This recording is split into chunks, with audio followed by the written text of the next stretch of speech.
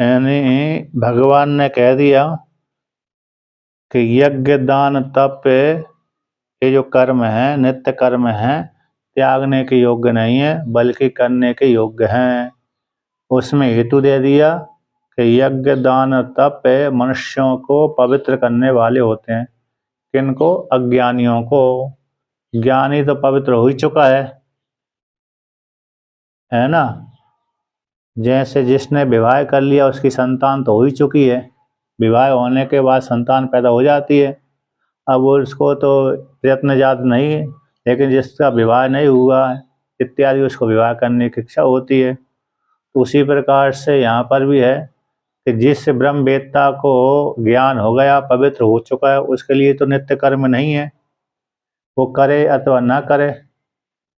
ब्रह्मवेत्ता जिसको आत्म तत्व का बोध हो चुका है, दृढ़ निश्चय हो चुका है, दृढ़ ज्ञान हो गया, अपरोक्षानुभूति हो गई है, उसके लिए यज्ञदान तप कर्म ये चाहे त्यागे चाहे ना त्यागे उसको विषय करने वाले नहीं हैं, बल्कि जो अज्ञानी है उसी को ही विषय करने वाले हैं। यज्ञदान तप है ये जो नित्य कर्म है, क्योंकि अज्ञानी को ही पवित्र करने वाले होते हैं और ज्ञानी तो पवित्र हो चुका है। इसलिए भगवान ने कहा कि यज्ञ दान तप जो कर्म हैं, यज्ञ है, दान है, तप जो कर्म है, उनको करते रहना चाहिए, लेकिन आसक्ति से रहित होकर के और फल को त्याग करके। ऐसा भगवान ने निश्चय करके वर्णन कर दिया। और जो काम्य कर्म हैं वो संसार रूप फल को देने वाले हैं। पूर्व पक्षी ने तो अरे किन का वर्णन किया था कि काम्य कर्मों को करने के लिए कहा गया था, क्योंकि काम्य कर्मों फल होता है ऐसा पूर्व पक्षी मानता है, नित्य कर्मों फल नहीं होता है ऐसा पूर्व पक्षी मानते हैं। यानी मीमांसक मानते हैं, क्या मानते हैं कि पूर्व जो मीमांसक कहते हैं कि नित्य कर्मों का कोई फल नहीं होता है और काम्य कर्मों का फल होता है, इसलिए काम्य कर्म व्यक्ति को करते रहना चाहिए, लेकिन फल और आसक्ति से रहित होकर के। इस प्रकार से उन्होंने कहा। अब उसी को और आगे कहते हैं, क्योंकि जो चारों वेद हैं त्रैगुण्य विषय वेदा, तीन गुणों को विषय करने वाले होते हैं। आर्ता सत्वगुण रजोगुण तमगुण से युक्त होकर के जो तीन वेद है संसार रूप फल को देने वाले होते हैं। यानी कर्मकांड है, कर्मकांड उपासना आदि है, यदि निष्काम नहीं की सकाम की है तो किसको फल देने वाली है? यानी जगत रूप फल को देने वाली होती है।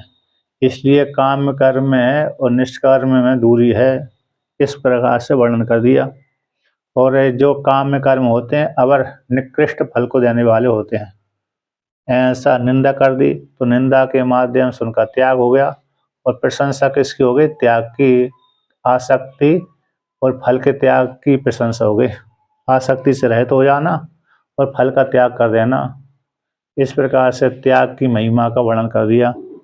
अब पुनः और कहते हैं 7वें श्लोक के माध्यम से कि तस्मात् अज्ञस्य अधिकृतस्य मुमुक्षु, जो अज्ञानी है ऐसा जिस कारण से, तस्मात् उसी हेतु से कि नित्य कर्मों को अवश्य करना चाहिए, नित्य कर्मों को अवश्य करना चाहिए, करने योग्य हैं, ऐसा कह करके उपजीव्य अपेक्षितम पूरियन अनंतर श्लोकम। तो क्यों करना चाहिए? क्योंकि पवित्र करने वाले होते हैं। यस्मा जिस कारण से, तस्मात् उसी हेतु से कि अज्ञस्य अधिकृत से मोक्ष, जो अज्ञानी है अधिकारी है, अज्ञानी है और अधिकारी है, ऐसे मोक्ष को चाहने वाले व्यक्ति को, चाहे मोक्ष को चाहे अथवा न चाहे, ऐसा जो अज्ञानी है उसको नित्य कर्म करते रहना चाहिए। मोक्ष को चाहने वाले को भी करना चाहिए, और जो उन्नति चाहता है, कल्याण चाहता है, फल चाहता है, उसको भी नित्य कर्म करते रहना चाहिए। अधिकारी के लिए नित्य कर्म करते रहना चाहिए, और जो अधिकारी मोक्ष की इच्छा वाला नहीं है उसको भी नित्य कर्म करते रहना चाहिए। तो अज्ञानी के लिए भी और मुमुक्षु के लिए भी नित्य कर्म करते रहना चाहिए, ऐसा वर्णन कर दिया। उसी को लेकर कहते हैं। तो 7वें श्लोक का पाठ करते हैं। नियतस्य तु संन्यासः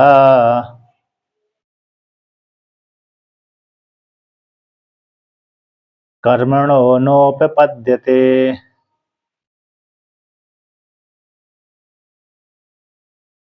मोहात् तस्य परित्यागस्य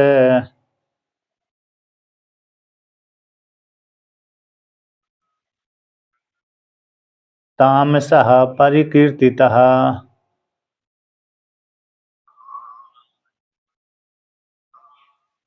तो यहाँ पर वर्णन करते हैं कि नियतस्य कर्मणो तु न संन्यास उपपद्यते,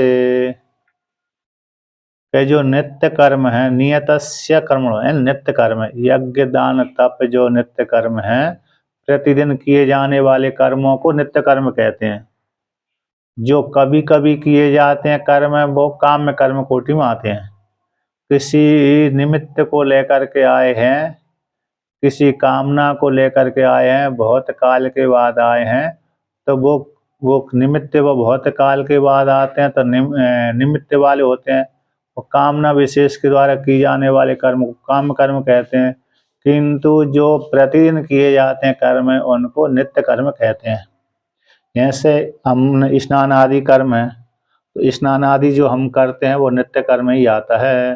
पूजा पाठ हम प्रतिदिन करते हैं वो भी नित्य कर्म ही आता है।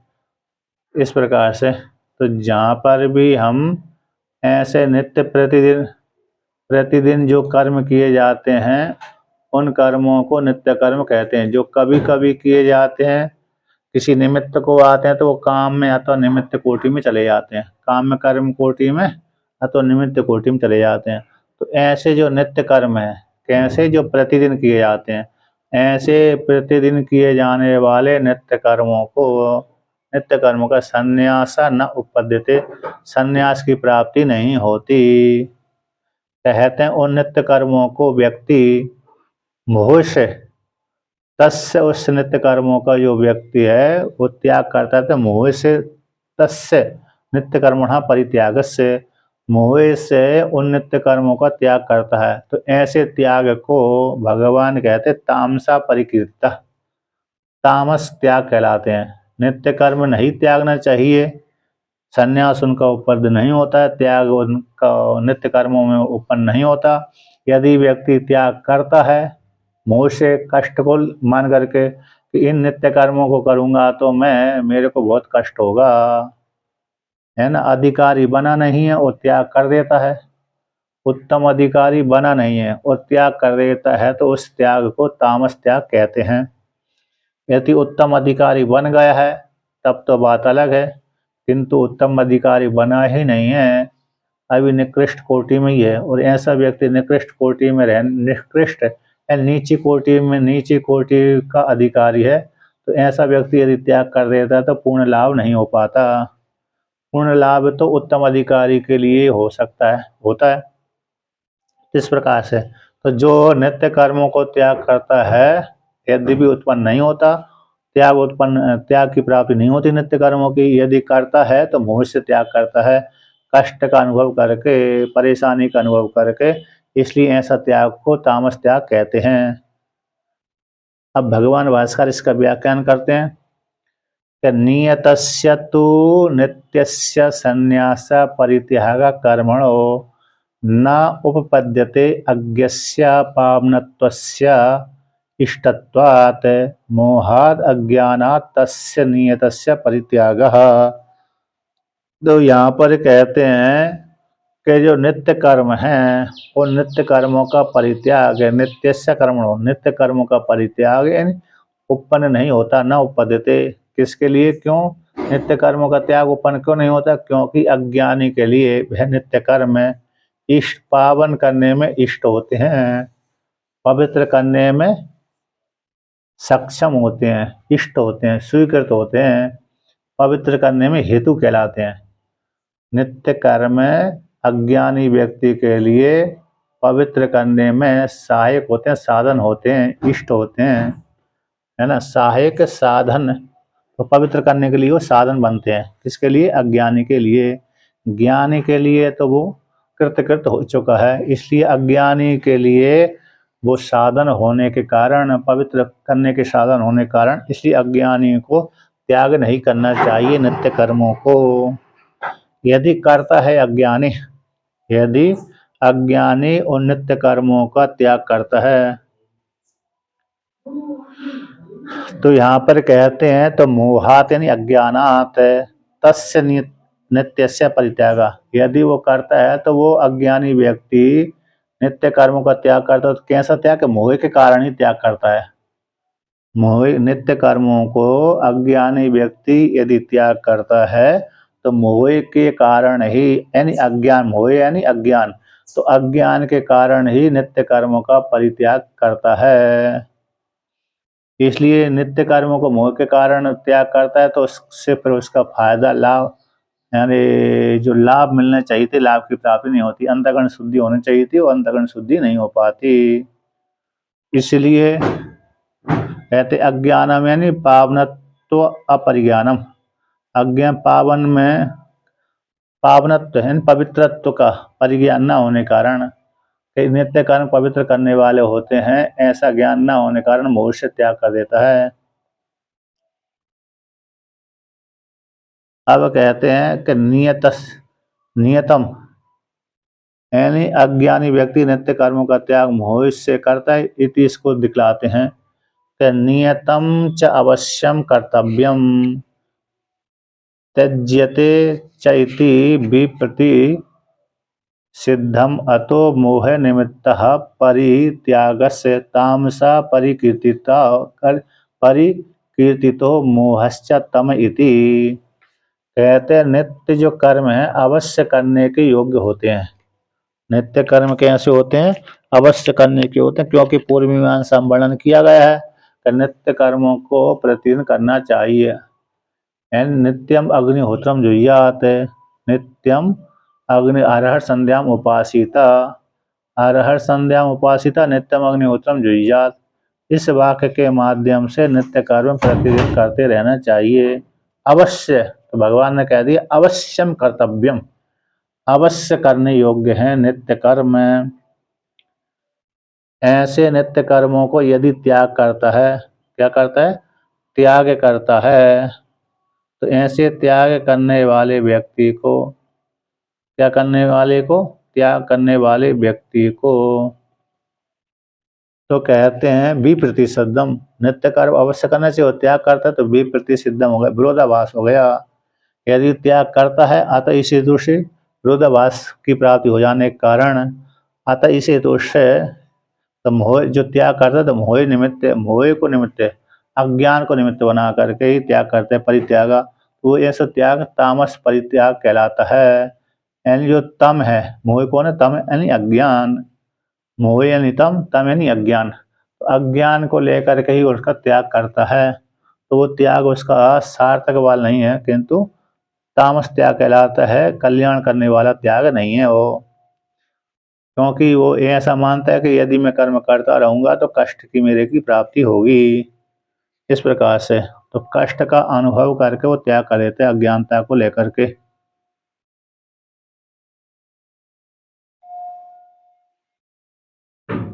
अब आगे वर्णन करते हैं ऐसा, और 7वें श्लोक का व्याख्यान कर देने के पश्चात 8वें श्लोक का वर्णन करते हैं। तो और भी इस हेतु से भी, इस हेतु से नित्य कर्मों का है,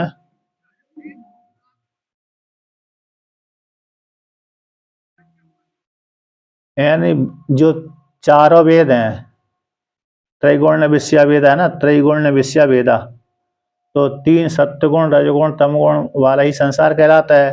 3 गुण वाला संसार है। संसार कैसा है? 3 गुण वाला है। तो जो कर्मकांड वेद है, उपासना वाला, उपासना परक जो वेद है, तो ये उपासना परक और कर्मकांड परक वेद संसार रूप फल को देता है कामना पूर्वक।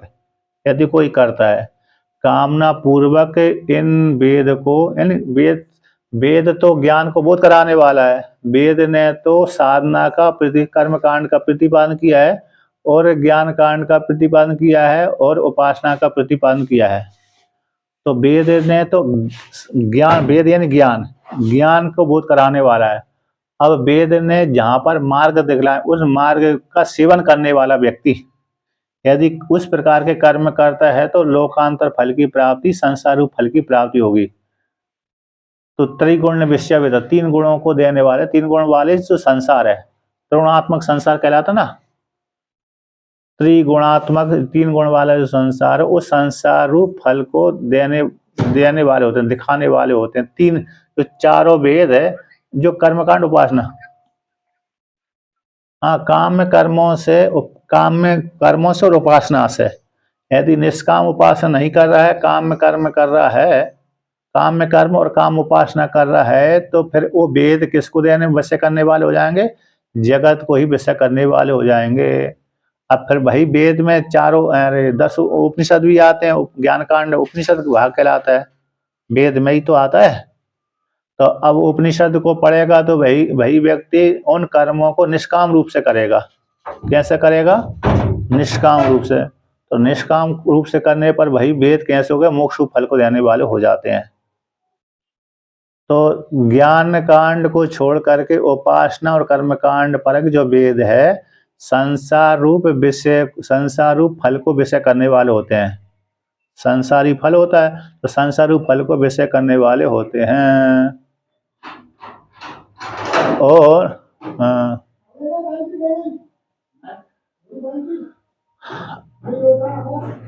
अब आगे कहते हैं इस प्रकार से, तो कर्मकांड और उपासना यदि काम परक किए जाते हैं तो संसार को विषय करने वाले होते हैं।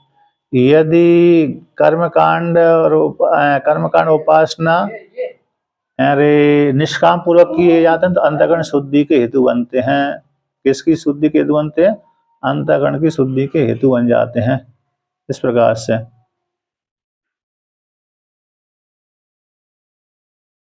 अब आगे वर्णन करते हैं 8वें को लेकर के ना। तो यहाँ पर वर्णन करते हैं 8वें को लेकर के। किंचा कहते दुख मित्येव यत् कर्म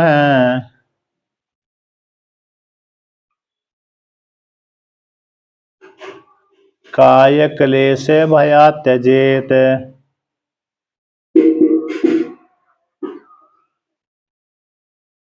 सकृत्वा राजसं त्यागम्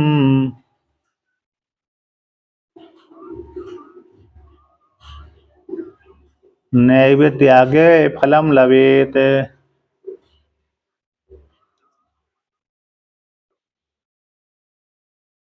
पहले तामस त्याग का वर्णन कर दिया, अब राजस त्याग का वर्णन करते हैं, फिर सात्विक त्याग का वर्णन करेंगे।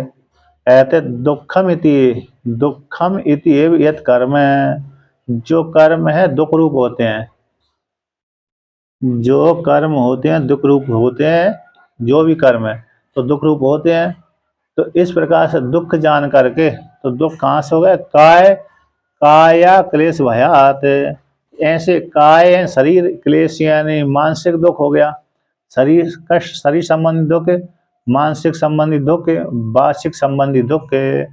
तो मन वाणी से युक्त होने वाला दुख है, मन वाणी और शरीर संबंधी दुख को देख करके उस दुख के भय से शरीर आदि जो क्लेश होता, शरीर आदि में जो दुख होता है, कष्ट होता है, मन में ही होगा, कष्ट तो मन में होगा, लेकिन शरीर के माध्यम से, है ना, शरीर के माध्यम से व्यक्ति के मन में कष्ट होता है, क्योंकि सुख और दुख जो दोनों धर्म हैं, ये मन के धर्म कहलाते हैं। इसलिए शरीर में क्लेश के भय से इन कर्मों को त्याग कर देता है, क्योंकि कर्मों को दुख रूप जानता है। तो दुख रूप जान करके उन कर्मों को, शरीर में कष्ट के भय से उन कर्मों को त्याग कर देता है। ऐसा जो त्याग करने वाला व्यक्ति है, सकृत्वा राजसम त्यागम, कहते ऐसा जो का शरीर के कष्ट के भय से कर्मों को त्याग करता है, ऐसा त्याग करने वाले को राजस त्याग कहते हैं। दुख रूप जान करके, शरीर में कष्ट जान करके, जैसे हमें गर्मी में कोई व्यक्ति ने कहा भीषण गर्मी पड़ रही है, जाओ बाजार से, मार्केट मतलब आपण से ये वस्तु खरीद लाओ। संस्कृत में बाजार को आपण बोलते हैं, दुकान को क्या बोलते हैं? आपणम, आपण, यानी बाजार में जा करके उस दुकान से ये सामान लिया। तो संस्कृत में बोल देंगे आपने, आपने गत्वा आयम इदम वस्तुम अघृत्व अघृत्व आगता। कहते हैं इस आपण में जा करके, बाजार में जा करके, दुकान पर जा करके उस वस्तु को घृत करके, ग्रहण करके, क्रय करके, है ना, क्रय करके ये वस्तु ले आइए, खरीद करके ले आइए। तो जिस प्रकार से भीषण गर्मी में बोल दिया बालक बालिका से, अब बालक बालिका से बोल दिया तो भीषण गर्मी में, लेकिन उसको लेकर बहुत कष्ट होगा मेरे को, गर्मी में जाऊंगा तो बहाना बना करके वो नहीं जाता। बहाना, क्योंकि कष्ट का अनुभव कर लिया ना उसने, भीषण गर्मी में जाऊंगा तो बहुत ऊपर की ताप, नीचे हाथ पैरों गर्मी आदि सारी देख करके, तो गर्मी के भय के डर के कारण वो बाजार आदि में सामान लेने के लिए नहीं जाता, तो त्याग कर देता कि मैं नहीं जाऊंगा, इस निश्चित कर देता है। उस प्रकार का जो त्याग है राजस त्याग कहलाता है। कष्ट के अनुभव करके, कष्ट का, शरीर में कष्ट का अनुभव करके, शरीर के माध्यम से मन में कष्ट का अनुभव करके उन कर्मों को नहीं करता, तो ऐसे न करने के कारण वो त्याग कहलाया। कर्मों को नहीं करना, त्याग कर दिया, ऐसा त्याग राजस त्याग कहलाता है। तो ऐसे त्याग के द्वारा कहते हैं न ये त्याग फलम लभित, तो जो त्याग का फल होना चाहिए थी उस त्याग का फल की प्राप्ति उसको नहीं होती। तो त्याग का फल कौन है? मोक्षाक, मोक्ष नामक जो फल है वो त्याग फल कहलाता है। मोक्ष नामक जो त्याग है, फल है, उस त्याग का फल मोक्ष होता है। सात्विक त्याग का फल, सात्विक अरे आसक्ति, सात्विक जो त्याग कहलाता है फल की फल का त्याग और आसक्ति का त्याग से मोक्ष नामक फल की प्राप्ति हो जाती है। तो इस प्रकार से उस त्याग के द्वारा उत्पन्न होने वाला जो मोक्ष फल है, उस मोक्ष फल को राजस त्याग वाला व्यक्ति नहीं प्राप्त कर पाता। इस प्रकार से भगवान श्री कृष्ण ने अर्जुन से कहा। अब भगवान भास्कर इसका व्याख्यान करते हैं। दुखम इति एव यद कर्म काय क्लेश भयात, शरीर दुख के भयात परित्यजेत स कृत्वा राजसम रजो निर्वृत्तम त्यागम न एव त्याग तत्त्याग फलम ज्ञान पूर्वकस्य सर्व कर्म त्यागस्य फलम मोक्षाख्यम न लभेत न एव लभते। कहते हैं दुखम इति एव, कौन दुख रूप ही है, कौन है? कर्म है। यत जो कर्म है दुख रूप होते हैं, क्योंकि व्यक्ति कोई भी कर्म करेगा तो शरीर में कष्ट का अनुभव तो करेगा ही, थक जाएगा शरीर। ऐसे मजदूर वाला व्यक्ति, जो मेहनत करने वाला व्यक्ति है, सुबह से लेकर शाम तक कर्म करता रहता है, तो करते करते करते उसके हाथ पैर जवाब दे देते हैं, इंद्रिय भी जवाब देती है और इसको शरीर भी जवाब दे देता है ना। ऐसे मशीन आदि तो वो तो चलती रहती है, उसमें कोई प्राण नहीं है, जब वो भी एक चलते चलते वो भी गर्म हो जाती है। लेकिन फिर भी शरीर को लेकर के कि व्यक्ति बहुत से बहुत 12 घंटा लगातार कर सकता है ना। कोई कोई 6 घंटा, कोई कोई 5 घंटा, कोई कोई 12 घंटा। अब 12 घंटे के बाद भी तो फिर उसको विश्राम चाहिए, शरीर को विश्राम चाहिए, इंद्रियों को विश्राम चाहिए। तो इसलिए वो इस प्रकार की भय को देख करके, यदि मैं ऐसा कर्म करूंगा, इतना काम करूंगा तो मेरे को बड़ा कष्ट का अनुभव होगा। अब किसी ने कह दिया कि 1 कुंटल वजन उठा लो, उठा करके वहां रख के आओ, और सामर्थ्य यदि उसमें है, लेकिन क्या बहुत कष्ट होगा मेरे को 1 कुंटल ले जाने में, सामर्थ्य नहीं है, बहुत तो बात अलग हो, लेकिन सामर्थ्य है फिर भी नहीं ले जा रहा, तो कह रहा है 1 कुंटल वजन लेकर जाऊंगा, इतनी दूर तक ले जाऊंगा तो बहुत मेरे को कष्ट अनुभव करेगा, कष्ट की अनुभूति होगी, मेरा शरीर दुखने लगेगा। इस प्रकार के भय को देख करके वह कर्म नहीं करता।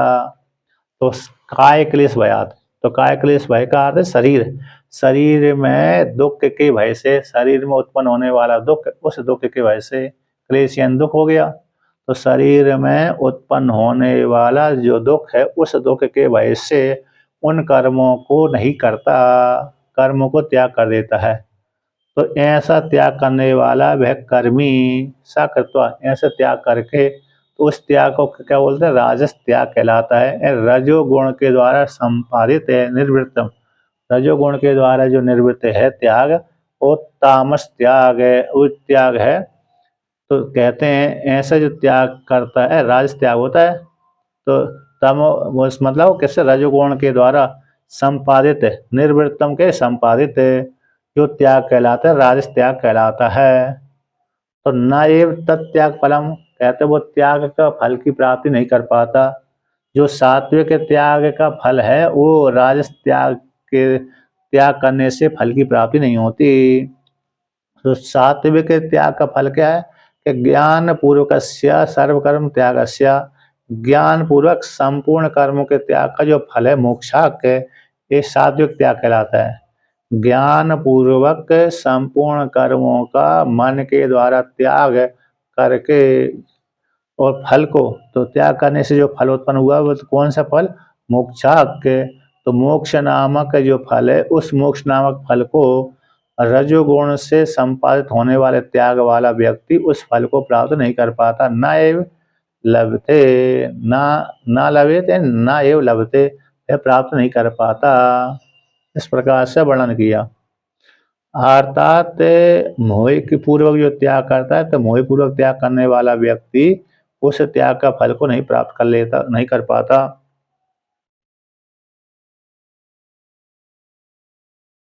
यहाँ पर टीकाकार कहते हैं कि यह तो जो कर्म है दुखात्मकम, ये दुखात्मक है, कष्टदायक है, इसलिए असाध्य मिति, मेरे द्वारा साध्य नहीं होने वाले हैं, ऐसी आलोचन मन में करके उस कर्म से निवृत्त हो जाता है। और शरीर का इंद्रियों के क्लेशात, शरीर इंद्रियों को क्लेशात्मा रूप से, एक शरीर इंद्रियों में भय कष्ट होगा, इस प्रकार के भय से उन कर्मों को त्याग कर देता है। ऐसा त्याग करने वाला व्यक्ति रजोगुण के निमित्त से त्याग करता है, तो न तत् फलम मोक्षम लभते, ऐसा व्यक्ति जो मोक्ष नामक फल है उस मोक्ष नामक फल की प्राप्ति नहीं करता। किंतु कृत्यन एव राशन, उस इस प्रकार के राज त्याग के द्वारा तद अनुरूप नरकम प्रतिपद्यते, टीकाकार कहते हैं इस प्रकार से मोह पूर्वक अज्ञान पूर्वक रजोगुण पूर्वक यदि वो त्याग करता है, कर्मों का त्याग कर देता है, तो उस त्याग के माध्यम से व्यक्ति कहते हैं नरक रूप फल की प्राप्ति उसको हो जाती है। यानी कर्मों का कर ही नहीं रहा, जब नहीं कर रहा है, वैदिक कर्मों को नहीं कर रहा है, तो फिर उसको मोह अरे जो ऊपर के लोग मिलने चाहिए थे, ऊपर के लोग नहीं मिलते हैं। अब पुण्य कर्मों के द्वारा मनुष्य होने की प्राप्ति हो चुकी है, अब पुण्य कर्म क्षीण हो जाएंगे तो फिर पाप वाले भोगने पड़ते हैं बाद में। तो फिर पाप कर्मों का फल तो नरक होता है, तो नरक से फल की प्राप्ति होने लगेगी उसको। इस प्रकार से यहाँ पर वर्णन कर दिया। अब आगे वर्णन करते हैं नवे को लेकर के ना, तो नवे को लेकर के ऐसा है, तो का पुनः सात्विक से त्याग, वह सात्विक त्याग क्या है कि जो कर्म का त्याग, कर्मों का जो त्याग, तामस और राजस त्याग दो प्रकार से दिखला दिया गया। कर्मों का राजस त्याग और सात्विक त्याग दो प्रकार का त्याग दिखला दिया गया। अब कर्मों का सात्विक त्याग को प्रश्नपूर्वक वर्णन करते हैं कि वो सात्विक त्याग क्या है। सात्विक कहा पुनः सात्विक त्याग, वो सात्विक त्याग क्या है, तो ये त्याग है। तो यहाँ पर साथ कर्मों का त्याग नहीं करना, लेकिन कर्मों के फल का त्याग करना है यहाँ पर, उसी को लेकर कहते हैं। तो नवे श्लोक का पाठ करते हैं कि कार्य मित्येव यत कर्म,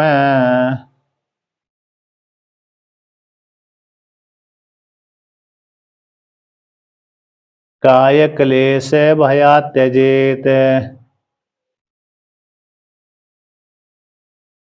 ना। हाँ, कार्य मित्येव यत कर्म,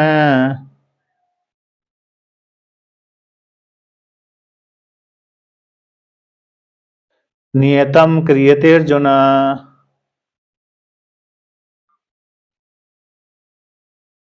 संगम त्यक्त्वा फलं चैव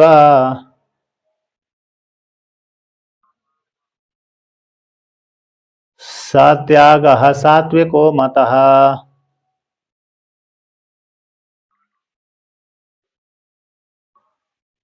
तो यहाँ पर वर्णन करते हैं, क्या कहते हैं कि कार्यम इति एव यत् कर्म, यत् कर्म नियतम कर्म है।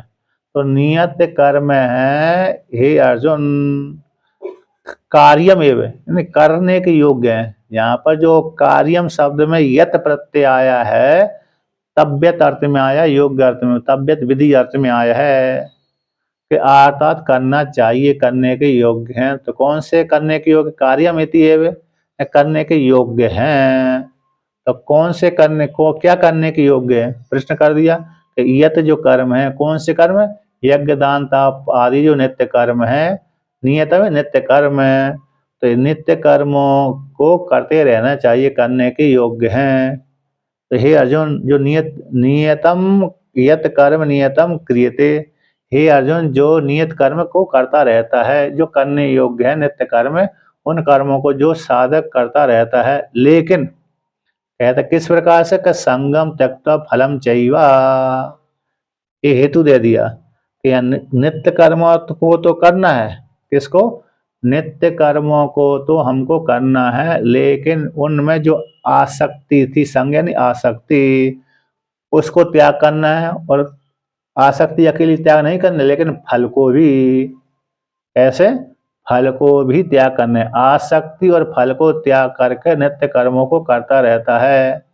क्योंकि यदि भगवान चाहे इन मेरे नित्य कर्मों से प्रसन्न हो जाए, चाहे न हो, है ना, और भगवान इस नित्य कर्मों के द्वारा मेरे को ज्ञान प्राप्ति हो अथवा न हो, लेकिन मेरे को करना ही है। नित्य कर्मों के द्वारा भगवान मेरे ऊपर प्रसन्न हो अथवा न हो, लेकिन मेरे को नित्य कर्म करना ही है। नित्य कर्मों के द्वारा मेरे को ज्ञान हो अथवा न हो, नित्य कर्मों के द्वारा मेरी अंतःकरण शुद्धि हो अथवा न हो, लेकिन मेरे को करना ही है। इस प्रकार से यज्ञ दान तप का बिल्कुल त्याग नहीं बताया। आप बढ़िया खूब करते रहिए, है क्या नहीं? इसलिए तो बोल रहे हैं, यज्ञ दान तप मनुष्यों को पवित्र करने वाले हैं। तो इसलिए यहाँ पर वर्णन कर दिया ना कि कार्यमेव, कार्यम से करने योग्य है। इसलिए 5वें श्लोक है ना, 5वें श्लोक है, 5वें श्लोक को मन में बिठा लीजिए। कौन सा? 18वें अध्याय का जो 5वां श्लोक है, इसको मन में धारण कर लीजिए, बिठा लीजिए।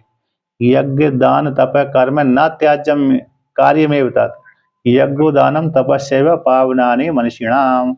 ये 5वें श्लोक को अच्छी प्रकार से मन में धारण कर लीजिए, निश्चय कर लीजिए कि ये नित्य कर्मों को बोध कराने वाला है, नित्य कर्म वाचक है।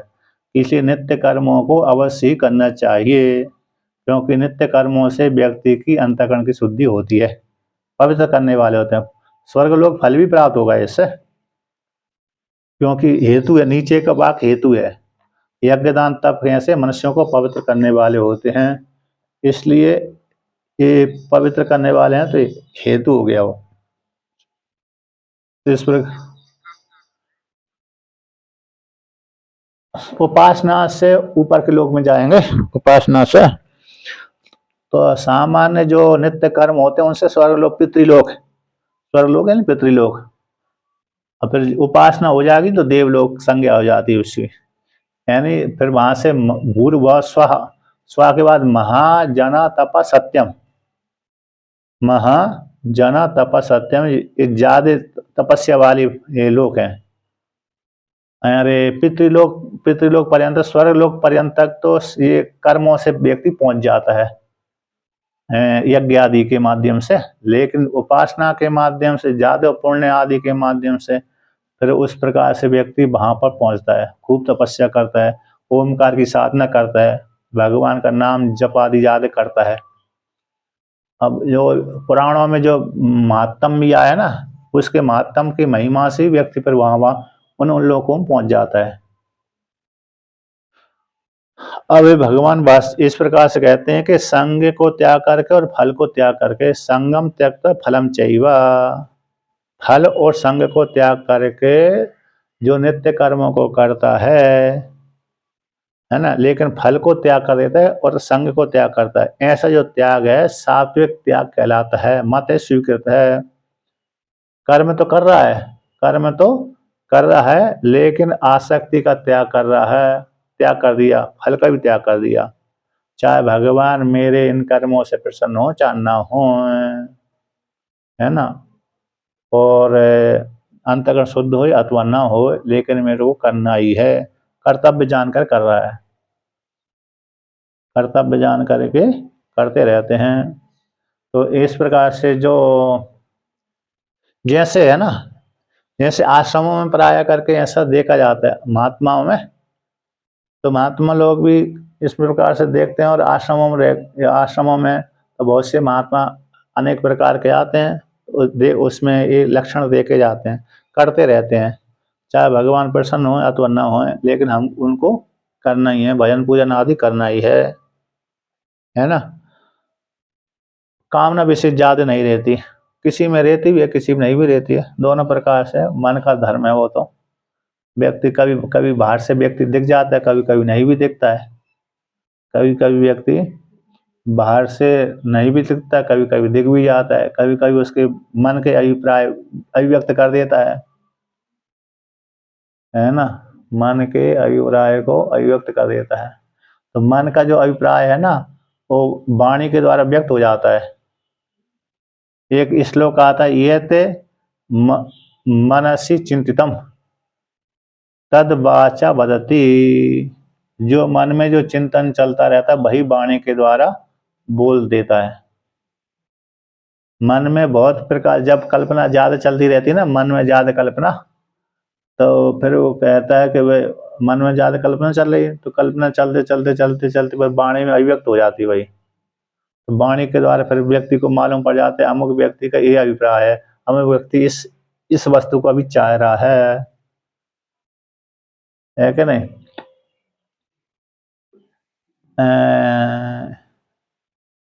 एक मैंने वीडियो देखा था इनका, प्रेमानंद जी का, तो कभी कभी वो राधा, सब कुछ राधा ही राधा है ना ऐसे बोलते कि नहीं बोलते, आपने सुना होगा वीडियो, सब कुछ राधा ही राधा है, सुना है नहीं, तो सब कुछ राधा राधा राधा राधा। अब एक एक वीडियो मैंने देखा उसमें उनका कि हमको मरने का भय नहीं है, किसका भय नहीं है, हमको मरने का भय नहीं है, हमको तो कहे हम मर जाएंगे तो सखियां आएंगी हमको लेके जाएंगी, सखियां आएंगी और हमको लेकर जाएंगी, हमको मरने का भय है ही नहीं है, सब कुछ राधा ही राधा है। अब इसमें ज्ञान नहीं हो पा रहा है, लोकांतर उनका गमन की दृष्टि हो गई इसमें, सब कुछ नहीं नहीं, फिर भी नहीं नहीं, उनका मैंने एक प्रवचन सुना था अभी, लेकिन मन देखो, नहीं नहीं, हम ये बोल रहे हैं कि वो जो मन में जो भाव छुपा रहता है ना व्यक्ति का, वो वेदांत अध्ययन करने के बाद भी यदि मन में कोई कामना है, जैसे हमारे सन्यासी थे, मेरे गुरुजी के शिष्य थे, उनका शरीर छूट गया, गृहस्थ जीवन से आए थे वो, तो हमको देखकर कहते देखो तुमने विवाह आदि नहीं किया, ब्रह्मचारी रहा है, तुम तो हमसे आगे निकल गए, अगली बार मैं जन्म लूंगा तो मैं विवाह आदि नहीं करूंगा, ब्रह्मचर्य रूप में रह करके ही साधना करके संन्यास लूंगा, लेकिन इस बार तो मैं स्वर्गलोक ही जाऊंगा। यदि भी सन्यासी बन गए थे, संन्यास ले लिया, दंड भी ले लिया था, लेकिन उनके मन में एक कल्पना चलती रहती थी। तो वेदांत तो हमारे साथ ही पढ़ते थे, पूरी प्रस्थानत्रयी उन्होंने पढ़ी है, क्या पढ़ी है, पढ़ी थी प्रस्थानत्रयी, हम एक साथ ही पढ़ते थे हम लोग। अब एक लोग जब हम साथ साथ ही पढ़,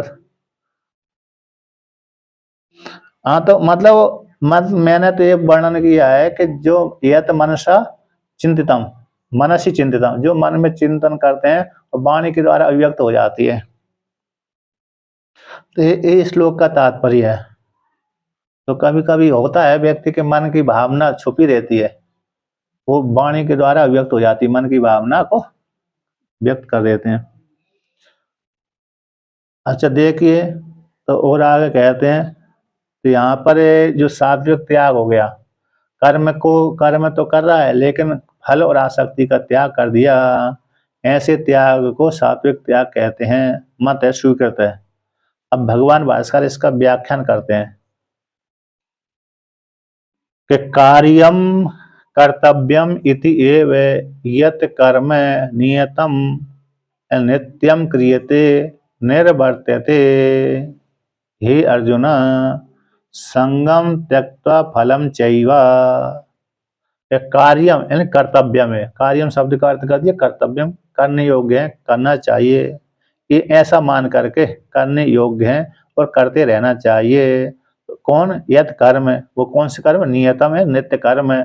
तो नित्य कर्मों को जो करता रहता है, क्रियतेन करता रहता है, संपादित करता रहता है, जो करने योग्य थे कर्म है, नित्य यज्ञ दान तप है, जो कर्म है नित्य कर्म है, करने योग्य, इसलिए उन कर्मों को वह व्यक्ति साधक स्त्री पुरुष करते रहते हैं। निर्वर्तते संपादिते, प्रतिदिन करते रहते हैं। तो हे अर्जुन, लेकिन कैसे करते हैं? संगम त्यक्त्वा फलम चैव, आसक्ति का त्याग करके, फल का त्याग करके वो करते रहते हैं।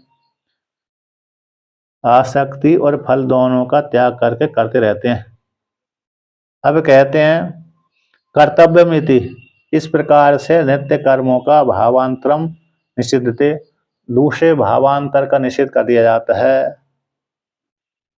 तो कहते हैं नित्य कर्मों को विधि उद्देश्य, नित्य कर्म नित्यानाम कर्मणाम, नित्य कर्मों में विधि उद्देश्य होने पर फल का श्रवण न होने से तेषाम फलम त्यक्त्वा इति अयुक्तम इति। पूर्व पक्षी यहाँ पर वर्णन करता है, प्रश्न करता है कि नित्य कर्मों में विधि का तो वर्णन कर दिया, हर हर संध्याम उपासिता नित्यम अग्निहोत्रम जुह्यात्, ये श्रुति वाक्य है। हर हर संध्याम उपासिता ये भी श्रुति वाक्य है, नित्यम अग्निहोत्रम जुह्यात् ये भी श्रुति वाक्य है। तो हमें नित्य अग्निहोत्र कर्म करते रहना चाहिए। अग्निहोत्र आदि तो यज्ञ दान तप कर्म है, तो इसमें विधि वाक्य आता है नित्यम अग्निहोत्रम जुह्यात्। तो जहाँ पर जो जुह्यात् शब्द आया है ना, विधि लिंग का वाचक है, विधि लिंग है। तो विधि का अर्थ होता है आज्ञा देना। जैसे हम अपने बालक बालिका को, छोटे को भी आज्ञा दे देते हैं हम, कभी बड़े को भी आज्ञा दे देते हैं, अब आप ये कार्य हम कर दीजिए, हमारा करके ले आई, बाजार आप जा रहे हैं तो मेरा कार्य करके ले आइए। चाहे बड़ा ही जा रहा हो तो उसको भी आज्ञा दे दी ना हमने, चाहे छोटा जा रहा हो चाहे बड़ा। तो जो आज्ञा दी जाती है तो उसको पालन करता है व्यक्ति। तो उसी प्रकार से जैसे तो नित्यम अग्निहोत्रम जुह्यात्, यहाँ पर विधि लेंगे तो आज्ञा दे दी, तो आपको नित्य कर्म करते रहना चाहिए, करना चाहिए। हर संध्या उपासिता, नित्य प्रतिदिन संध्या बंधन करते रहना चाहिए। उसी प्रकार से यहाँ पर एक कर्म है कार्यम, तो यहाँ पर भी तब्यत जो प्रत्यय है करने योग्य विधि अर्थ में है। तो नित्य कर्मों को जो करता है, तो विधि का कथन किए जाने पर, लेकिन नित्य कर्मों में पूर्व पक्षी के अनुसार, पूर्व मीमांसा के अनुसार फल नहीं श्रवण किया गया। फल का श्रवण न होने से तेषाम उन कर्मों का फलम त्यक्त्वा, तो उन कर्मों का फल को त्याग करता है व्यक्ति। नित्य कर्मों का तो पूर्व मीमांसा के अनुसार फल नहीं सुना गया, लेकिन आप कह रहे हैं कि फल को त्याग करके, आसक्ति का त्याग करके, फल को त्याग करके कर्म करना चाहिए। तो ये ऐसा कहना तो ठीक नहीं है, ऐसा पूर्व पक्षी का कहना है। यद्यपि नित्य कर्मों में विधि का श्रवण है, विधि वाक्य आता है, आज्ञा परक वाक्य है। तो नित्य कर्मों में नित्य कर्म विधि परक वाक्य वाले होने से, नित्य किए जाने वाले होने से, लेकिन उन नित्य कर्मों में पूर्व मीमांसा की दृष्टि से मेरे उनका फल न श्रवण किए जाने से, आप कह रहे हैं कि नित्य कर्मों का फल को त्याग करके, आसक्ति का त्याग करके और फल का त्याग करके जो कर्म करता है, तो पूर्व मीमांसा में और उत्तर मीमांसा में विरोधाभास हो रहा है। क्या हो रहा है? पूर्व मीमांसा के मत के अनुसार और उत्तर मीमांसा के मत के अनुसार विरोधाभास हो रहा है। एक कह रहा है कि नित्य कर्मों को में फल होता है, एक कह रहा है नहीं होता, लेकिन दोनों ने वर्णन कर दिया कि नित्य कर्मों को करते रहना चाहिए। क्या करना चाहिए? करते रहना चाहिए। लेकिन एक कहता फल श्रवण नहीं है, यानी फल का कथन नहीं किया गया है पूर्व मीमांसा के अनुसार। उत्तर मीमांसा के अनुसार फल का कथन किया गया है, क्योंकि भगवान ने फल का वर्णन कर दिया। पावनानि मनुष्याणाम, इस यज्ञ दान तपस्यैव पावनानि मनीषिणाम, इस वाक्य के द्वारा फल कथन कर दिया। तो आप कैसे कह रहे हो पूर्व पक्षी के अनुसार? तो कहते हैं कि जब नित्य कर्मों का कोई फल सुना ही नहीं गया तो आप फल का त्याग करके नित्य कर्म करता है, तो ऐसा कैसे आप कह रहे हो? ऐसा पूर्व पक्षी कथन है। फलम फलम त्यक्त्वा, फल को त्याग करके, संगम त्यक्त्वा फलम त्यक्त्वा, फल को त्याग करके कर्म करता रहता है, ये आपका कहना ठीक नहीं है। ऐसी आशंका को लेकर करते हैं। कहते हैं नित्यानाम कर्मणाम फलवत्वे भगवद वचनम प्रमाणम अवोचामा। कहते हैं नित्य कर्मों का फल होता है, ये भगवान का वचन हमने प्रमाण रूप से कहा है। हमने अपने मुखार बिंद से कपोल कल्पना करके नहीं कहा कि नित्य कर्मों का फल होता है, ऐसे हमने अपनी तरफ से नहीं मिलाकर कहा। जैसे व्यक्ति आंखों की देखी वाणी, आंखों का देखा हुआ दृश्य और कानों के द्वारा सुना हुआ दृश्य में बहुत अंतर हो जाता है। होता है कि नहीं होता है? आंखों के द्वारा देखे गए दृश्य में और कानों के द्वारा सुने गए दृश्य में बहुत परिवर्तन हो जाता है। कानों के द्वारा सुनी गए दृश्य में व्यक्ति अपना भी मिला देता है। क्या मिला देता है? अपना भी मिलाता है ना, थोड़ा बहुत तो मिला ही देता है। ऐसे तो चापलूसी जो करते हैं ना, वो अपनी तरफ से कुछ ना कुछ मिला कर बता ही देते हैं। तो जिस प्रकार से, इसी प्रकार से तो कहते हैं हमने यहाँ पर क्या है कि हम अपने तरफ से नहीं बोल रहे। भगवान भाष्यकार कहते हैं कि हम अपनी तरफ से नहीं बोल रहे कि भाई नित्य कर्मों का फल होता है, किंतु हमने तो भगवान की वाणी का व्याख्यान किया है। भगवान ने स्पष्ट रूप से बोला है कि नित्य कर्मों का फल होता है। कहाँ पर बोल दिया भगवान ने नित्य के? नियतम अरे यज्ञ दान तपस्यैव पावनानि मनुष्याणाम, इस वाक्य के द्वारा भगवान ने कहा कि यज्ञ दान तप है, मनुष्यों को पवित्र करने वाले हैं, इसलिए नित्य कर्मों का फलवत्व सुना गया, फल वाले होते हैं नित्य कर्मों के। ये भगवान का वचन को प्रमाण रूप से हमने कहा है, हमने अपनी तरफ से नहीं कहा है। ठीक है ना? उनका भरते रहना चाहिए लेकिन इसमें साथ साथ चलेगा थोड़ा थोड़ा तो। अब आगे कहते हैं विचार है अथवा विकल्प करते हैं। अथवा कहते हैं फलम त्यक्त्वा, फलम त्यक्त्वा इस वाक्य का विधांतर के द्वारा तात्पर्य को लेकर कहते हैं। किसका? फलम त्यक्त्वा। अथवा यद्यपि फलम न सूयते नियतस्य कर्मणस्य तथापि नित्य कर्मम कृतम आत्मसंस्कारम प्रत्यवाय परिहारम वा फलम करोति आत्मनः इति कल्पयति एव अज्ञस्य तत्र तामपि कल्पनां निवारयति। फलम त्यक्त्वा इति अनेन अतः साधुक्तम संगम त्यक्त्वा फलम च इति।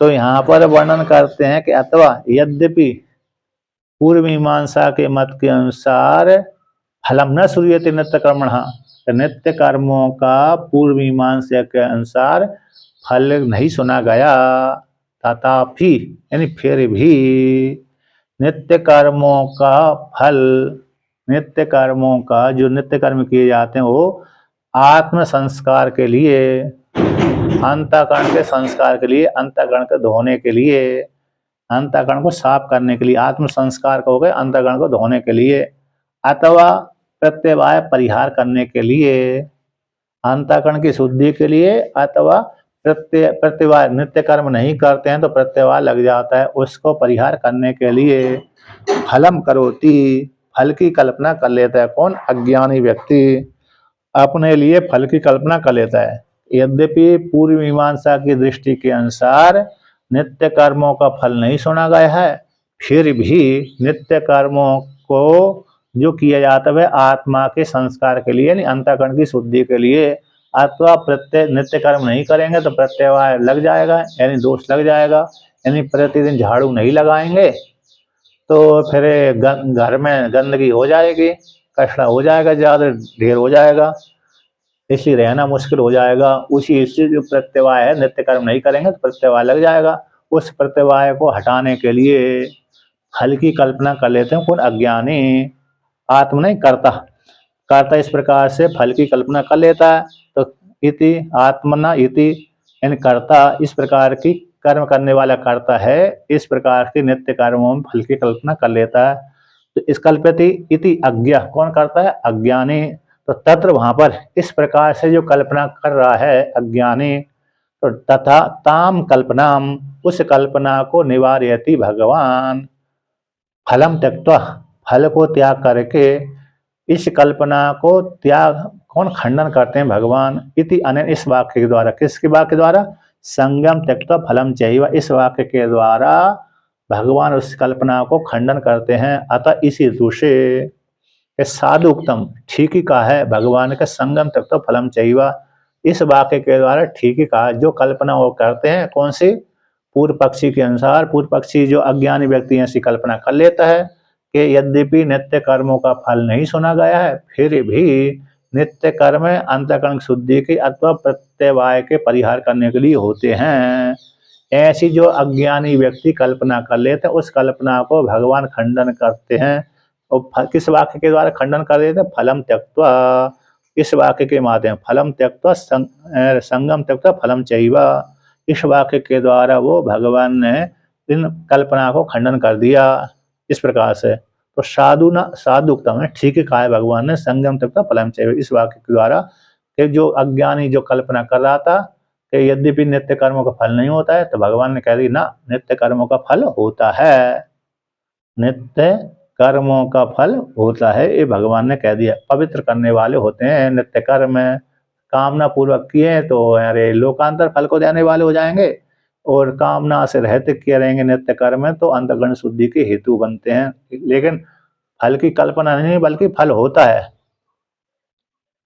हैं? क्या? हाँ, सभी कर्मों का फल मिलता ही है, लेकिन पूर्व बेसा मिलेगा। लेकिन यहाँ पर पूर्व मीमांसा ने इसमें ये नियम वो लगा दिया कि नित्य कर्मों का फल नहीं होता। भगवान ने कहा होता है। जैसे दृष्टांत लगा लीजिए, घर का झाड़ू है ना, पूर्व मीमांसा के अनुसार घर का झाड़ू हो गया ना, तो घर वाला झाड़ू में कोई वेतन नहीं मिलती है आपको, रोटी तो मिल जाएंगी, मिलती है कि नहीं मिले नहीं तो घर का झाड़ू नहीं लगा है, रोटी नहीं मिलेंगी। जिस इसलिए है। हाँ, तो नित्य कर्मों का दृष्ट झाड़ू लगा और का वही तो हो गया, नित्य कर्म यही तो बोलते हैं। अदृष्ट के लिए पूर्व मीमांसा के लिए यही नहीं है, तो दृष्ट फल जो दिख रहा है वो झाड़ू। आपको रोटी चाहिए तो थोड़ा बहुत झाड़ू लगा लो कमरे में, नहीं है? ए, ए, एक बार हम दो महात्मा रहते थे एक कमरे में, तो ओमकारेश्वर में, अब अन्य जगह भी रहते हैं, काशी आदि में, काशी में ओमकारेश्वर में बहुत से। अब मेरी तो झाड़ू लगाने की आदत नहीं थी, दूसरे महात्मा की झाड़ू लगाने की आदत थी। अब मेरे को देख करके उसने झाड़ू लगाना बंद कर दिया। पहले वो दूसरे महात्मा अलग अलग दो महात्मा भिन्न भिन्न के साथ रहते थे। मेरे साथ दूसरा महात्मा रहता था, वो दूसरे महात्मा दूसरे के साथ रहते थे। तो उनका नियम था, आज मैं लगाऊंगा, कल आज वो लगाएगा, दूसरे दिन दूसरा लगाएगा। तो एक दो महीना वो साथ साथ रहे, प्रतिदिन लगाते थे। अब वही महात्मा मेरे साथ रहने लगे कमरे में, और मेरी आदत नहीं थी लगाने की प्रतिदिन, तो मेरे को देख करके वो उसने भी लगाना बंद कर दिया। तो ऐसा भी संग का असर हो जाता है। तो ये होता है कि संग संग है ना, संग संग को लेकर के व्यक्ति बिगड़ भी जाता है। तो मैं लगाता था, लेकिन 2-4-8 दिन में लगाता था। मैं देखा ज्यादा गंदा हो गया लगा देता था। लेकिन उनका जो प्रतिदिन का नियम था ना, प्रतिदिन का, हर दिन लगाने का, तो अपने नियम को उन्होंने तोड़ दिया, भंग कर दिया। उन्होंने देखा मेरे को लगाना पड़ रही है, ये है ना। है हाँ, उसमें जो अभी मंडलेश्वर बने हैं ना, मंडलेश्वर वो हम दोनों साथ साथ रहते थे। तो इस प्रकार अरे जो अभी है ना विजयानंदपुरी जी महाराज, जो मंडलेश्वर बने हैं ना, पहले हो रहे हम ऋषिकेश के, तो हम दोनों साथ। हाँ पहले, अभी दूसरे के हो गए। तो इसमें हम हम साथ साथ रहते थे पहले से ही, और पहले से रहते फिर उनकी आदत थी प्रतिदिन लगाने की, लेकिन हमारे साथ रहने से और उनकी भी आदत रही, मतलब कमजोर हो गई।